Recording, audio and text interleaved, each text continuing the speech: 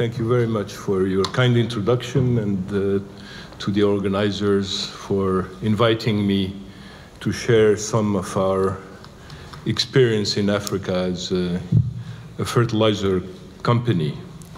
I was very much inspired by what His Excellency, the President, mentioned about Africa and its challenges in terms of scaling up. And I have to say, I share a lot of his views and his outlook. You've asked me to speak about scaling up in the context of agriculture and why fertilizers. Well, we really believe from our experience in recent years that Africa is finally embarking on a true green revolution.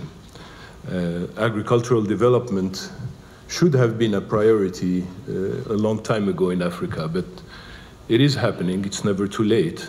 And as you know, any green revolution is policy-based first and includes fertilizer as an input, as a key input. Experiences in India, Brazil clearly show that, and OCP had been part 60 years ago of the green revolution in India.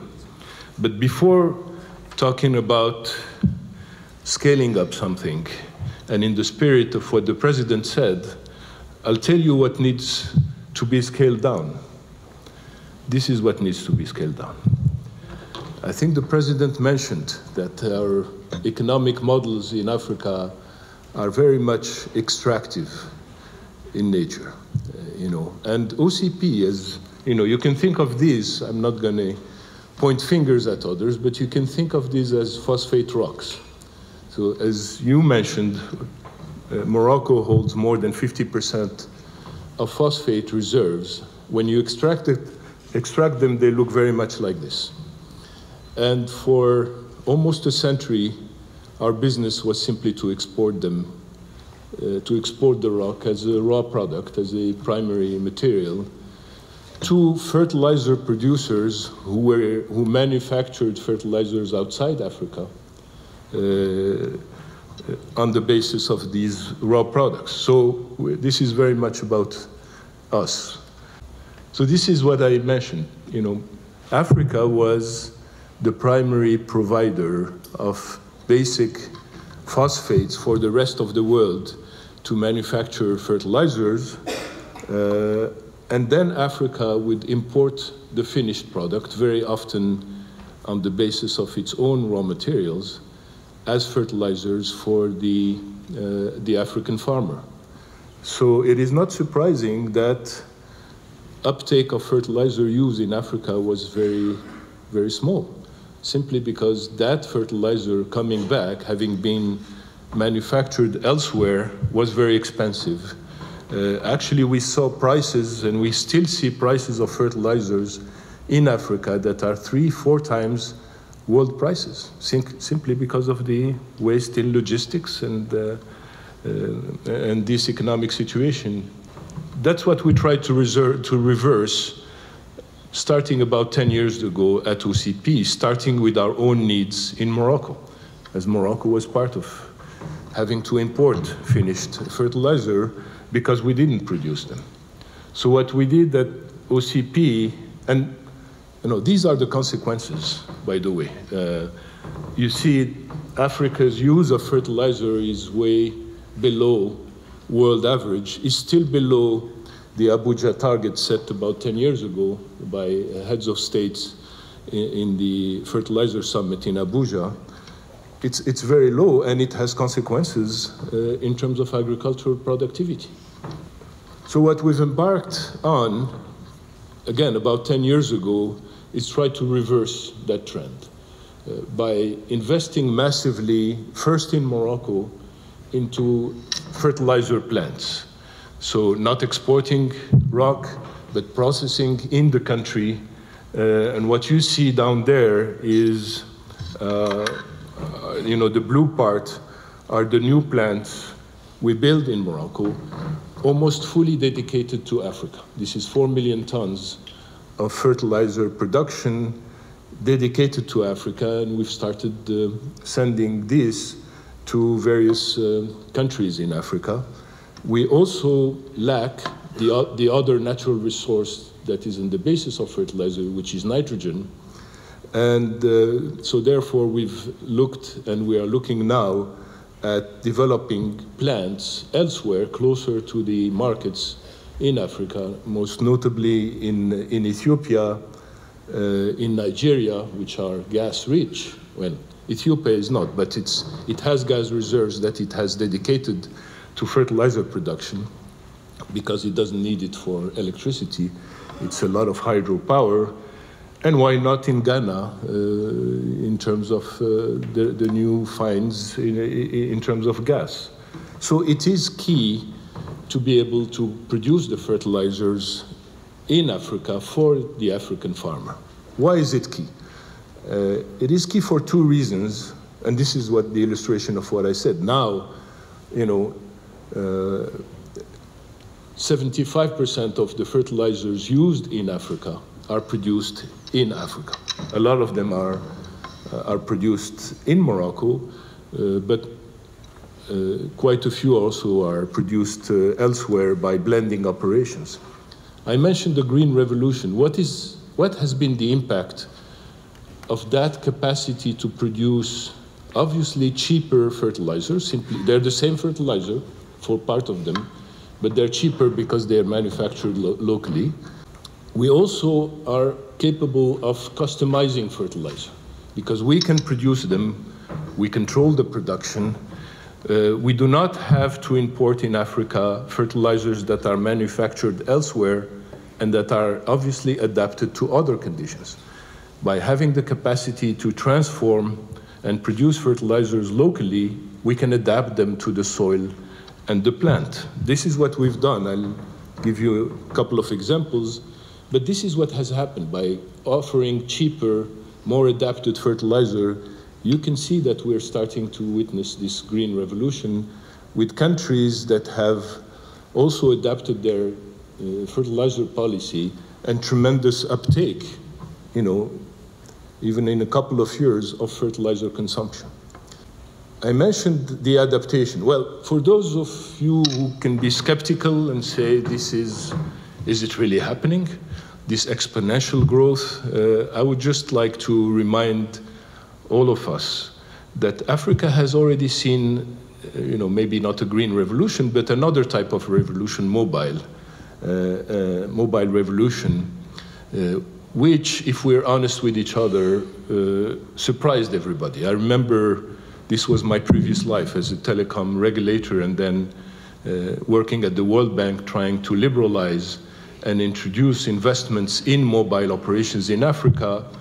When I met with European and other type of CEOs of telecom companies, Africa was off the map. And they would very politely at the end of the conversation invite me to speak to the corporate social responsibility head of the, and say, Africa, mobile, you must be kidding.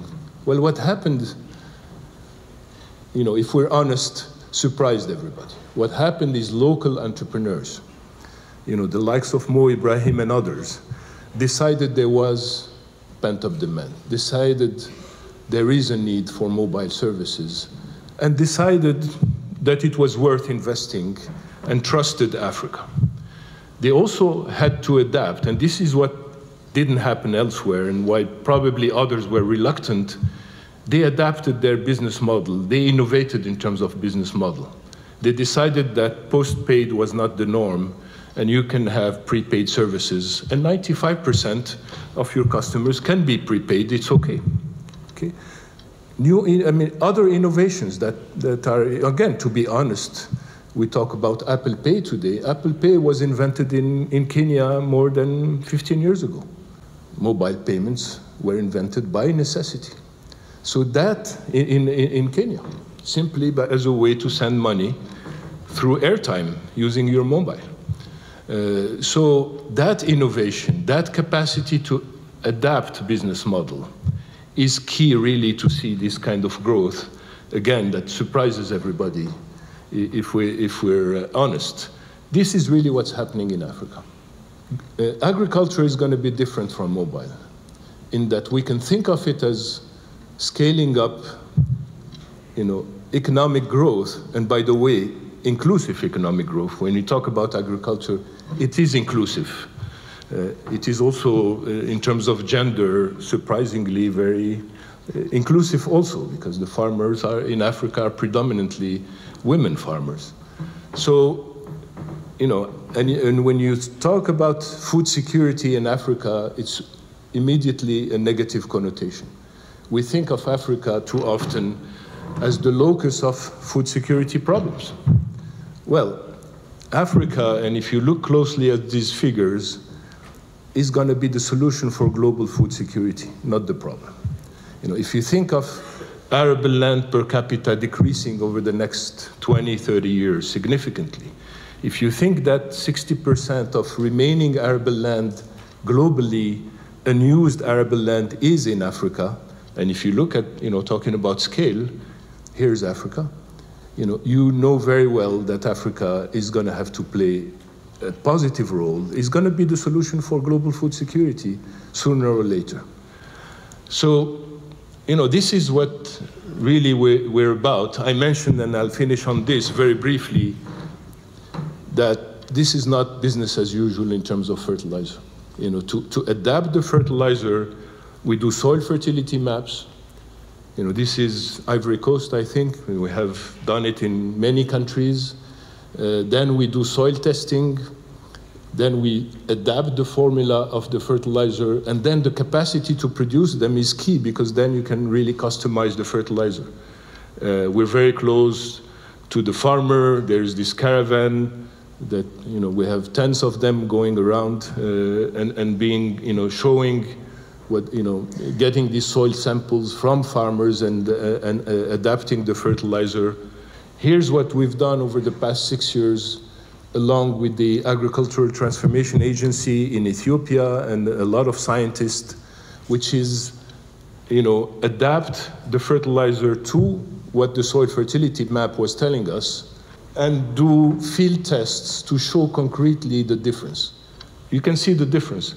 The traditional fertilizer, imported DAP, is on the bottom right, and the one we've adapted is there. But more importantly, that new customized fertilizer is almost 40% cheaper to the farmer. Okay. So this is Ethiopia. I think, the president of Ghana has left, but this is what we were doing in Ghana. This is rice production. Again, the standard fertilizer imported, the locally blended and manufactured fertilizer. Cheaper, more yield. So, I just want to finish on one particular note, since we're in a higher education setting. What the president mentioned in terms of ecosystem, this does not happen because you just focus on agriculture. To get the scaling up, that is the theme of the conference, you need to think in terms of ecosystem. Just to tell you that amongst the many things we've ended up investing in as we are going forward with this adventure is a university. You being able to train talent and to adapt talent to local conditions and have them really be the owners of this innovation. We ended up building what started as a corporate university and ended up a full-fledged university. Mr. Terrab, thank you very much for your informative presentation. And I suppose here I need to disclose that I'm a farmer's daughter. So the agricultural side of the African equation is very, very close to my heart. But before we go in there, I want to bring North Africa into the equation. We've had two representatives from Morocco on the stage today, and earlier I spoke of the impact that a channel like CNBC Africa has had on communication across the African continent. And I said we broadcast from East, from Southern Africa, and from West Africa. Now, Mina, Middle East and North Africa, why have we got this segregation, and should we start changing it right here on the stage today? Why? Well, first, I really agree with you that this this is a historic mistake.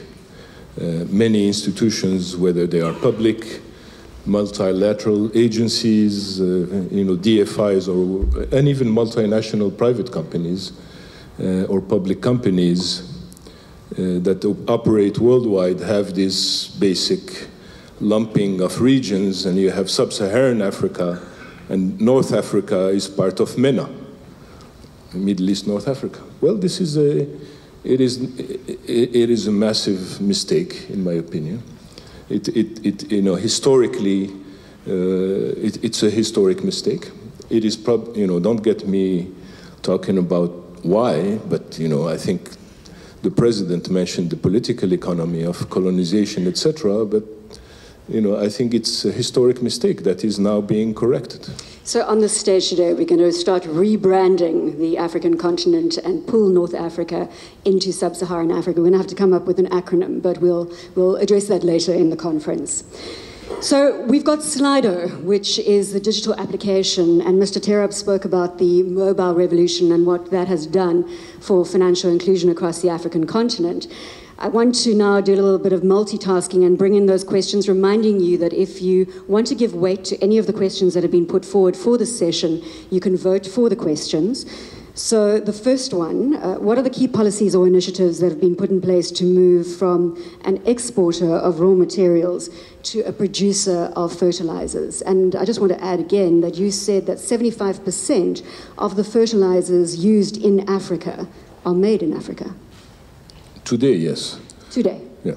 Well, there were not really policies in terms of deciding that we, and this was very much a strategic, a corporate strategy, deciding that there was more value added in producing fertilizers as opposed to just exporting the raw material, was very much a corporate strategic decision, which I have to say was a tough decision, because a lot of our advisors, strategic advisors, and at the time, just to be clear, I'm not mentioning there was not the Boston Consulting Group, had advised us not to do so, had advised us to stick to what they called our core business, and that we were going to lose our soul by going downstream and doing what others are doing, that we should focus on just continuing to provide raw material to our clients. And on top of that, that we would end up very awkwardly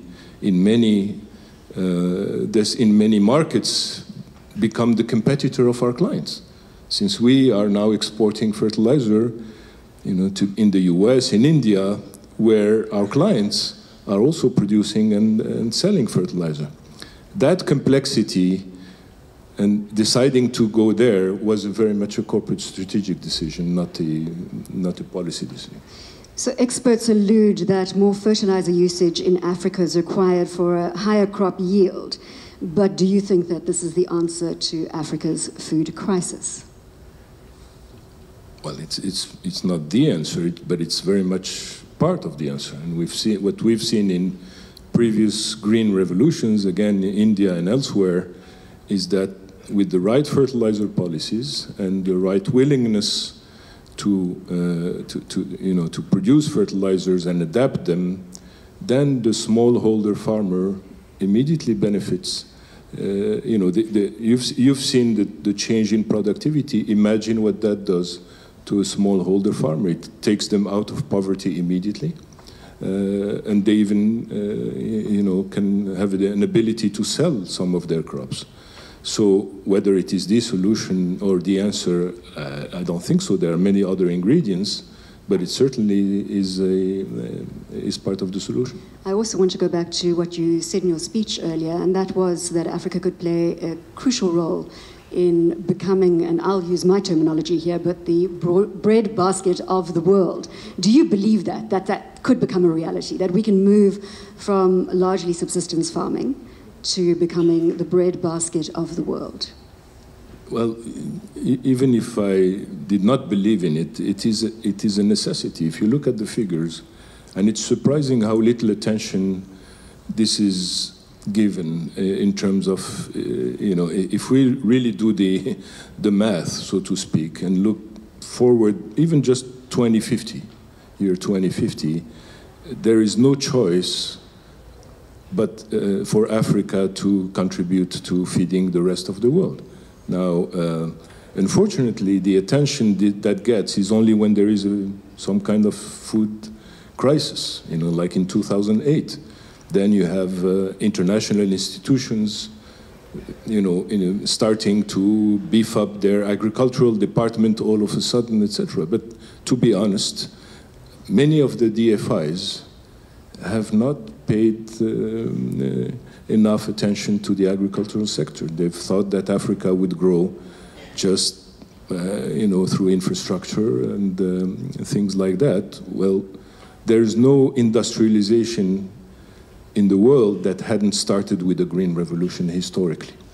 So whether it's gonna, it is by necessity that it's gonna happen. Now, let me just say a word about what may be in many people's mind is the land grab situation. The land grab situation, or extensive, intensive agriculture, is not, it may be part of the solution, but cannot be a full part of the solution. You know, in Africa, it is a matter of bringing those kind of resources to the smallholder farmer. It is key in terms of land structure and land ownership structure. There is no other choice. I think it's very important at this point to allude to the African Development Bank. The current president of the African Development Bank, Akinwumi Adesina, was previously the agriculture minister of Nigeria, and he firmly believes that Africa can be the breadbasket of the world. He's got the high five agenda, which he is driving very hard with policymakers such as the president of Ghana that we spoke to earlier across the African continent. And those 5 high fives are Feed Africa, Light Up and Power Africa, Industrialize Africa, Integrate Africa, and improve the quality of the lives of all Africans. So it's all working in tandem. And as long as we've got leadership putting agriculture at the top of the agenda, then we certainly are going to make inroads. 2 weeks ago, I was in Singapore with the CEO, the global CEO of Olam, one of the biggest players in agriculture globally. And he mentioned the health revolution, the organic focus. What is your response when people speak to you about the vagaries, the perceived vagaries of fertilizers in the health revolution and the organic revolution that we're seeing globally? Well, this is a complicated topic because you know, what is called organic is not standard by any chance, by any stretch of the imagination. Let me start with the top-down figure. If we decided to do away with fertilizer, and people think fertilizer non-organic, which is not true. A lot of the fertilizers are organic. Exactly. That's why I said the perception, it's a perception. Can't become the reality. But you know, if we went with that perception and decided let's do away with fertilizer, we would produce only 60% of what we produce today globally. So imagine moving forward again with the challenges I mentioned, with arable land per capita diminishing. Now, the reason fertilizer are associated with this debate over you know, environment, etc., is simply overuse and non-adaptation of fertilizer. So if you're using a standard fertilizer, and 60% of the fertilizers used in the world are a standard, unique formula, which is not adapted to conditions because it is a push situation. I know how to produce this kind of fertilizer, and it's a take it or leave it. Well, it necessarily has nutrients that are not fully absorbed when you apply fertilizer by the plant and the soil, and that could run off in the water table and create some of these environmental damages. This is why, you know, adapting fertilizers from the outset to ensure that we're providing the farmer with just the right amount of nutrients, which is, by the way, cheaper also for them, is also environmentally responsible. I think it's very important to point out in the research that I did on the OCP group that by 2028, 100% of all your energy needs will be from clean energy. Yes, renewable. Renewable, actually, exactly, clean, renewable energy. Today it's already 75%, I think. So climate agenda is at the forefront of the OCP group? Yes, you know, I know you don't like also these kind of cliches, but the circular economy is very much part of our strategy. You know, we use renewable energy and locally, I mean, fatal energy, so to speak, for 75% of our needs today, going to 100%. We use about 80% of the water we use is self-produced. We desalinate water and have water treatment plants.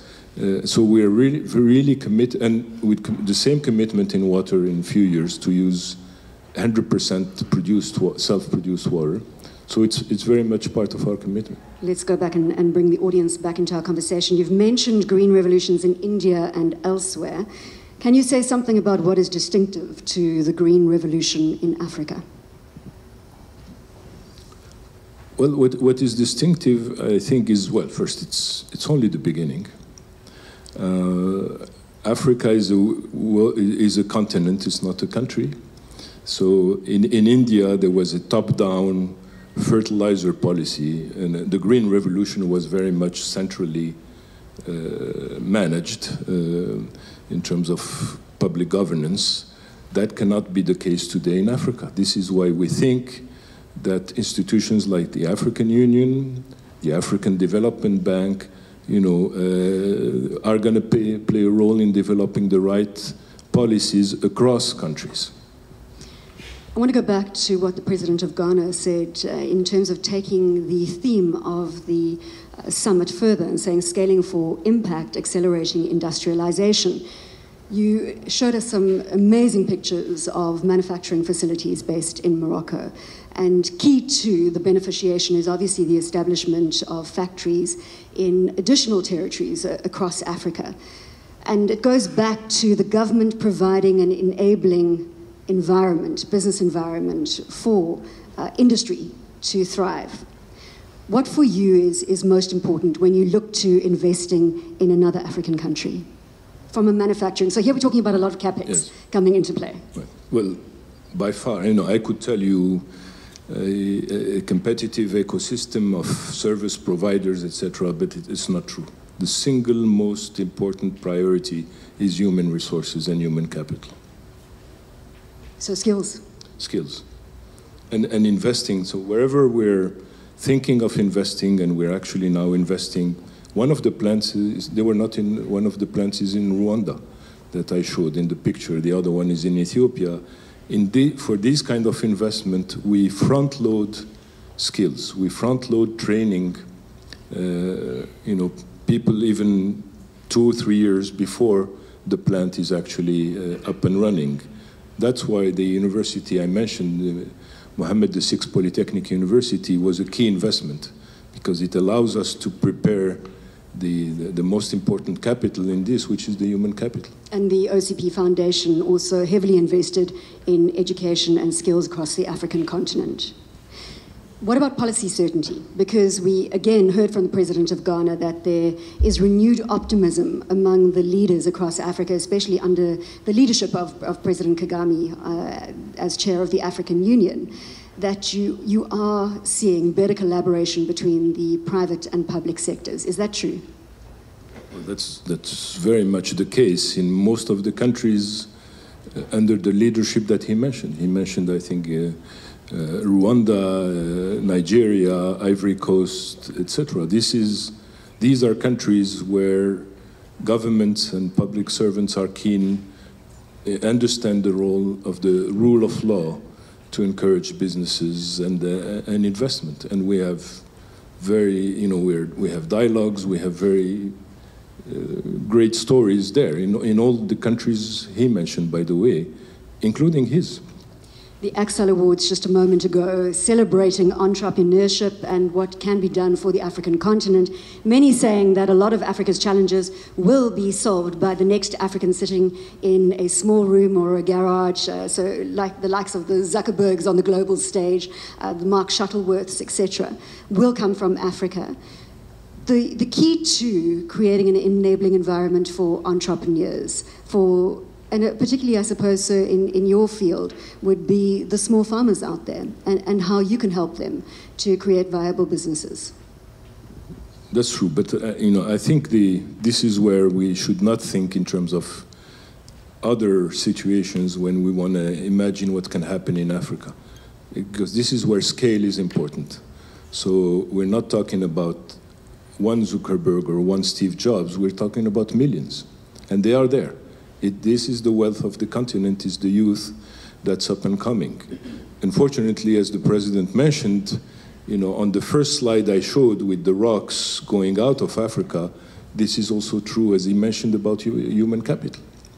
Okay, so we have to provide the opportunities, and they exist. But let me, there may be a misperception of something. There is nothing that, innovation is at the core. If you talk about a smallholder farmer, usually a woman, it's amazing the capacity to innovate, again, by necessity, and the capacity to absorb innovation, but also produce innovation. And that's key. So it's millions, not one innovator.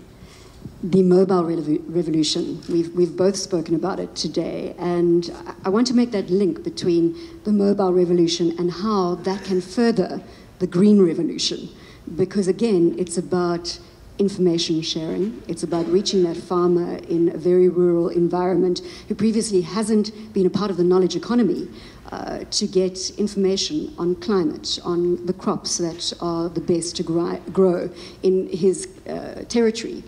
Can you talk a little bit more about what you're seeing and how the mobile revolution is changing up, or speeding up, let's say, the green revolution? Absolutely. We have more than experiments. I mean, by necessity, again, if you think of the needs of a smallholder farmer in terms of payments, credit, also getting the right information on when and how to apply fertilizer or seeds, what type of, that's all information that is very happily carried by mobile tools. So again, this is not, people think a lot of these as photo opportunities, and we're very happy to see somebody down in their field with a mobile phone or a tablet. But that's reality, and it's there not for show, but for necessity, and it's happening. So you've been chairman and CEO of the OCP group since 2006, and you must have seen a huge amount of change over your time at the helm of this company, specifically in agriculture. Has the pace been disappointing to this point, and do you think now Africa will start delivering on the potential it has when it comes to agriculture? I think it's the opposite. The pace has been rather surprising, and we've had a tough time catching up. I mentioned the investment we did, which is a capacity of 4 million tons of fertilizer production. Well, the pent-up demand in Africa is 20 million tons. So if I'm frustrated with something, is more our lack of capacity to be, to ramp up production and invest in production to meet that pent-up demand. So, it's not frustration with the market or with the demand or the capacity to absorb this green revolution. It's also partially an investment, a financing. There's a huge financing gap. You mentioned the perception of the continent and the fact that also that maybe some of the financing instruments that are now available out there to help invest in the continent are not adapted themselves to the realities of the continent. We are forced to seek financial instruments that are adapted to other realities. And finally, Mr. Terrab, there are many people in this room who would be looking to Africa to unlock opportunities. Now, obviously, you're going to be slightly biased, and I'm biased because I believe they lie in agriculture. But do you believe, in terms of giving advice to this room, that that's where people should be putting their attention, to the agricultural environment across the African continent? Well, obviously, I believe that, but I believe first there is another injustice to be solved, which is agriculture is, I remember doing, doing a similar speech. In fact, some of the people were there at Harvard maybe four years ago. And this was the Harvard, not just the students from Harvard, the African students from many African universities. There were about 800 people there. And I asked, how many of you intend to do a career in agriculture? And no one raised their hands. So we have, at least, if it is not the priority, we have to change the perception of agriculture. Thank you very much. Ladies and gentlemen, a round of applause for Mostafa Terrab.